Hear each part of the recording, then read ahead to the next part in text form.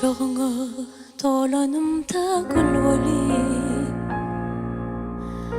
Kızgın mehir dolavalli özünü Özüm ay seni çoğlu gün sayi Özgü bağıt görünmedi gözümü Özgü bağıt görünmedi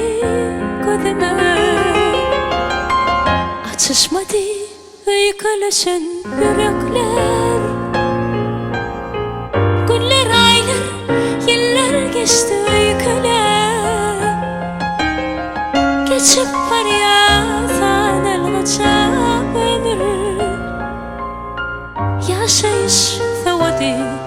ayrılık dönem Açışmadı öyküleşen yürekler Günler, aylar, yıllar geçti öyküler Geçip var ya sanılmaca ömür Yaşayış sevdi ayrılık dönem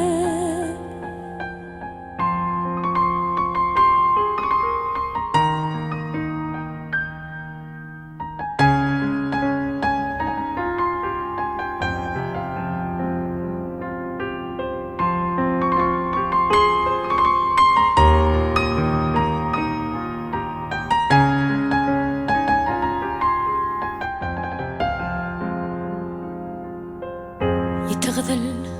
tez olarmış dediler Özgölere gövünmerip başladın Elkediklen ocağımdan savaşıp Başkaların kucağına kışladın Başkaların kucağına kışladın Açılışmadı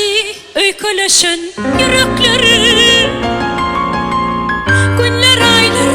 yıllar geçti öyküler Geçip var ya sanılmaca ömür Yaşayış sevdi ayrılık dönem Açışmadı öyküleşen yürekleri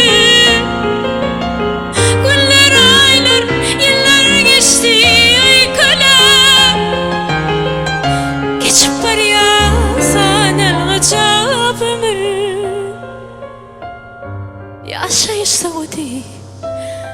ayrılık dönem Yaşayış sevdi